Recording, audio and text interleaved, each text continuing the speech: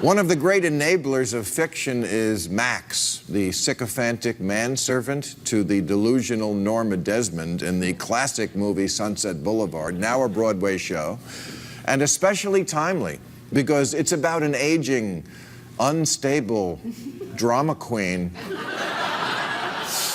who is able to maintain a fantasy world because even though Norma Desmond is pure, around-the-bend, batshit nuts, like I say, timely,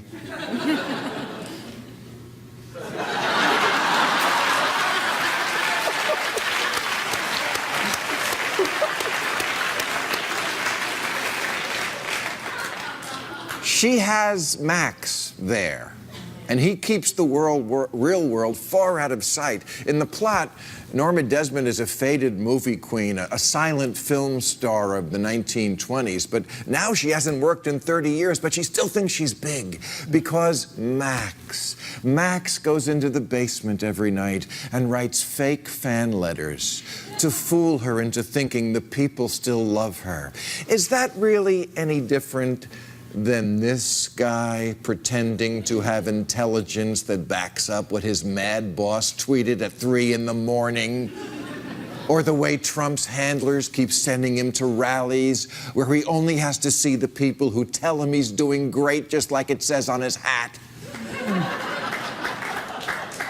I'm sure last week when Trump's health care bill went down in flames, he was surrounded by enablers who all nodded when he said, "I'm still bigly. It's Congress that got small."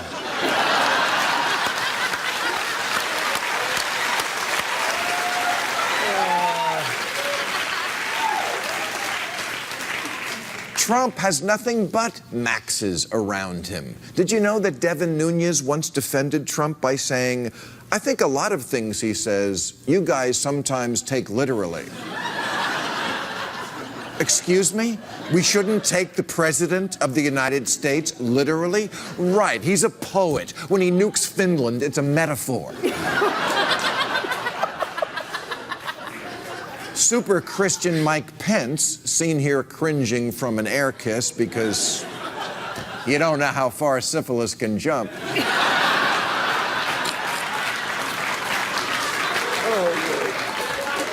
Mike Pence conveniently forgot the famous line from the Bible, "Thou shalt not grabbeth thy pussy." When he gave Trump the cover he needed to survive Pussygate, as did Christian Jeff Sessions, who, when asked if he thought uninvited groping was sexual assault, said, "I don't know, it's not clear how that would occur." Sure, Jeff, it really depends on the circumstance. Like, for example, if you saw a pussy about to fall off a cliff, you'd want to be able to grab it without political correctness getting in the way.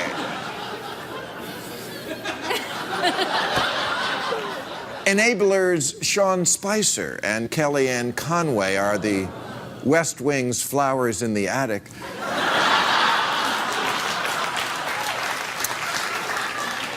A lunatic locked them up, and now they're crazy, too. This was the largest audience to ever witness an inauguration, period, both in person and around the globe. Well, that's pretty good ass-kissing, but Reince Priebus, you could do better, can't you? Well, I think the president's 100% correct, and he hits the bullseye in that tweet like he often does. Exactly. Because who can picture Trump and not think accuracy in tweeting? And have you seen this psycho, who will not only blindly repeat anything Trump says, no matter how crazy? We know for a fact you have massive numbers of non-citizens registered to vote in this country. But is such an ass licker, he licks the ass of people who lick Trump's ass. I do want to say that Sean Spicer, as always, is 100% correct, and that what he said is true and important, and I agree with it. You know, without these professional liars and deniers, there's no Trump. It takes a village to help a man-child stay in power. And the excuse, "I'm just doing my job," is starting to sound an awful lot like I was just following orders. All right, that's our show. I'll be